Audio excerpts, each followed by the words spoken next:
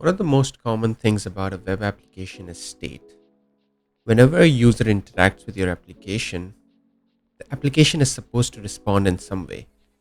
This response is usually in terms of like a state change.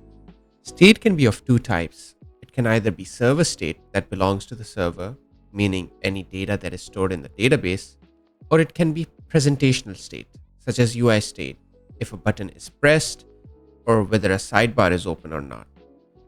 In terms of UI state, this is usually specific to a browser instance and a session of the user. And for example, if a user refreshes, it usually resets to the default state and is not persisted.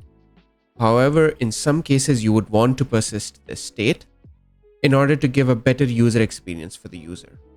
We can take an example of a sidebar in which you need to maintain the state of the sidebar, whether it's collapsed or expanded. You don't want the sidebar to get expanded every time a page is refreshed. For example, if a user collapses the sidebar on page refreshes, you want the sidebar to be collapsed and not expanded. For this, there are different ways. You can either store this preference, user preference, in the database, or you can do something as simple as storing it in local storage, for example. Today, we are going to be looking at storing such persistent state in local storage in the correct way using React. We're going to take a look at the wrong way to do it using useState and useEffect, and then we are going to take a look at the correct way to do it in React. Here's the setup we have. In this example, I'm going to be showing you one of the case, which is the app component, which is this component which uses useState and does not persist the user preference of either collapsed or expanded state. So for example, when I refresh the page, it returns back to collapsed. Then we are going to take a look at the app with useEffect, which uses useState and useEffect combined with local storage to sync the local storage state with React's own internal useState, and how this is not a good approach when using local storage for persistent state management. Finally, we are going to look at the correct way, which is to use React's useSync external store, which subscribes to any changes that occur to the local storage, so that you don't have to manage a copy of that local storage state in the component itself.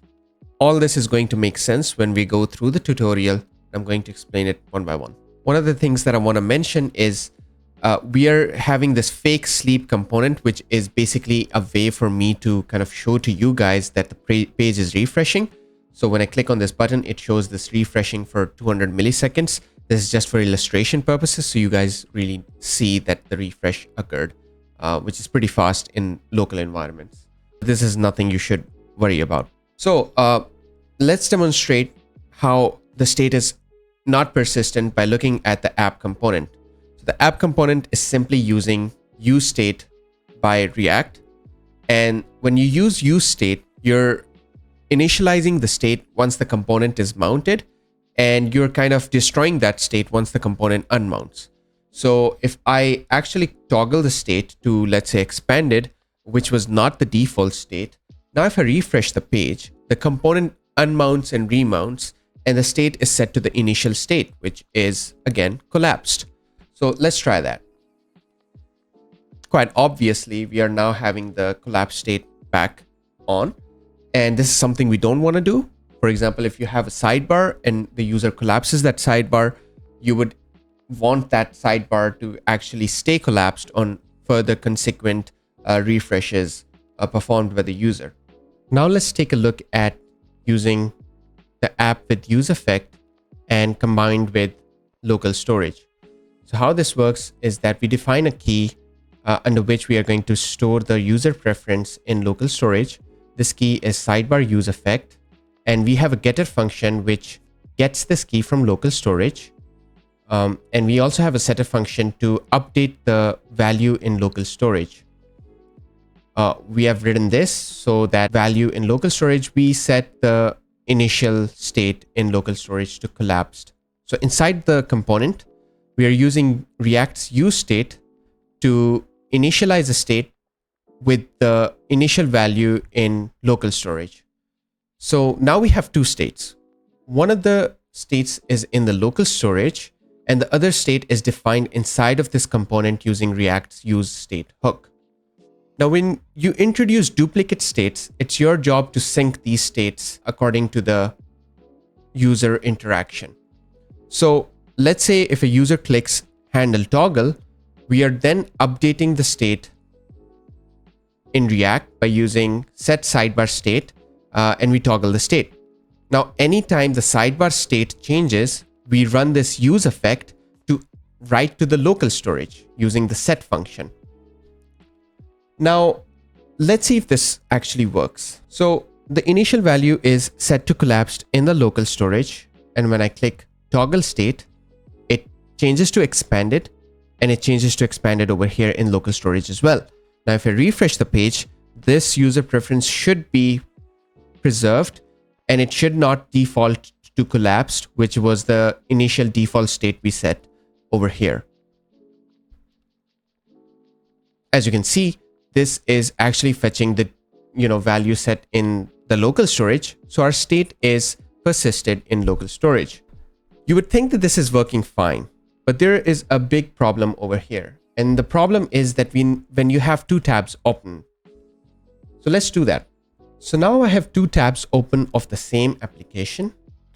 And what this means is that we have a React state over here, and we also have a separate React state over here. But the local storage is being shared by both of the tabs. So when I toggle the state over here, this changes to expanded because both the React state and local storage are updated. But in the next tab, only the local storage is updated, but the React state using useState has not updated. So we don't see a re-render over here. And this state is now out of sync from the expanded state in the local storage.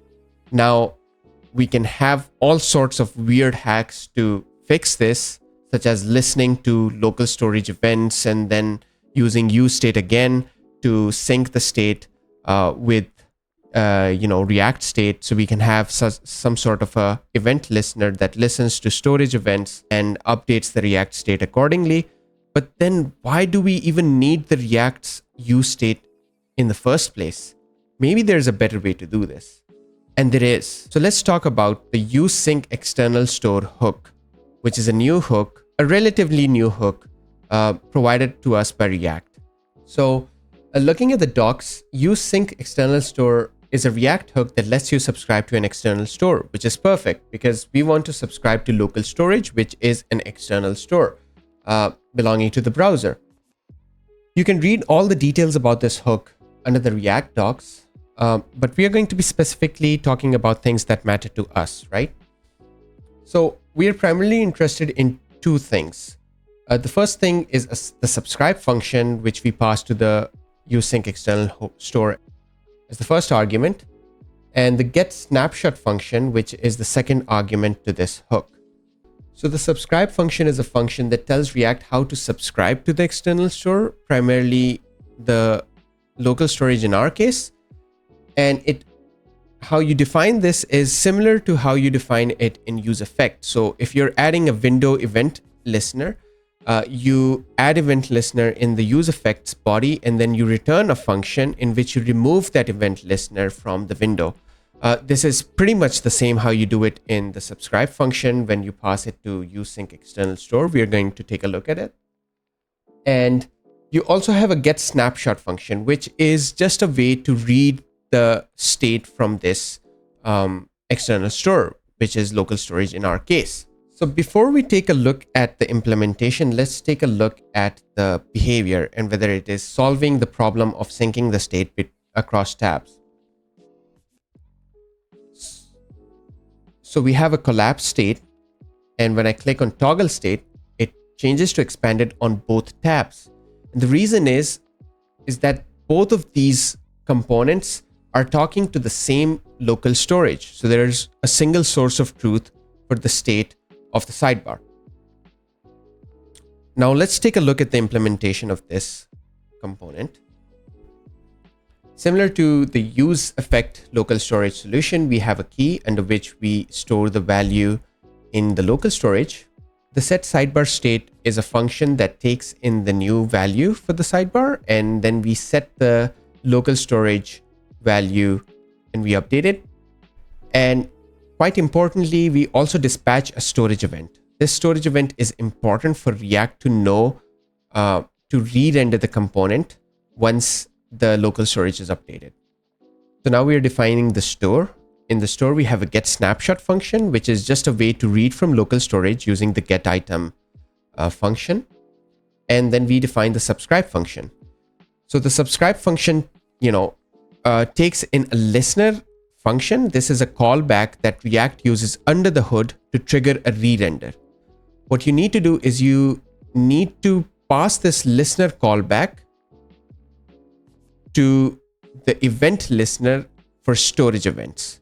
So how I like to think of this is that anytime this event is passed, this listener is being called. And React under the hood uses this listener to trigger a re-render of the component. As in useEffects, we also return a cleanup function which removes the event listener from the window object. And now similarly to the last time, if there's no default value, we set the default value in the local storage. And now we define the component. Inside the component, we are using useSync external store. We pass in the subscribe function we defined over here. And we also pass the get snapshot function we defined over here. So we are passing the store, and this is creating a bridge between React and local storage, such that any changes in local storage trigger a re-render in React. This was not possible before because the store was external to React. So React didn't know when to re-render or how to re-render or to subscribe to changes in that external store. But this hook allows us to bridge the gap and create a bridge between the component and this external store. The rest of the code is pretty much similar. You have a button. Clicking the button would call the set sidebar state we defined outside of the component. And set sidebar state toggles the state of the sidebar, which in turn means that it writes to local storage and it dispatches a storage event. And now React under the hood knows how to cause a re-render because the local storage is updated and an event is dispatched. So that is the reason why we see synced state between different tabs. It is because React is responding to the same state that is stored in the local storage. It is not like this component is keeping its own copy. Instead, they're listening to the same state and responding and re-rendering when a change happens in this external store. So that's it. That is how you actually subscribe to local storage and use local storage to store persistent state for your application so that your users can get a good user experience across multiple tabs. This video shows how to actually do that and how to use the useSync external store hook to subscribe to the local storage instead of using something like useState and useEffect. Sure, there are some libraries that you can use to manage this state. For example, using something like useLocalStorage React hook, which you can use as an external library to achieve the same things and a lot of other things. For example, this works with server-side rendering.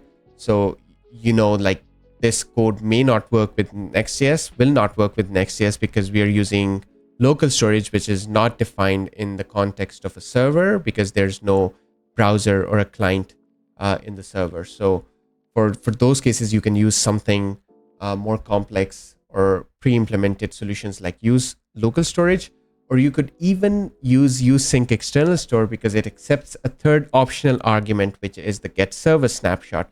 So it is a way for you to provide initial state in the server context when the window object is not available. Everything we talk about in this video is part of a blog post that I wrote back in August. So if you want to take a look at the blog post and copy the code, maybe you need it, you can take a look at it on Medium and the link is in the description below. So that's it. Let me know if you enjoyed the video and if you learned a thing or two. And if you did, make sure to like and subscribe to see more of these videos. Thanks.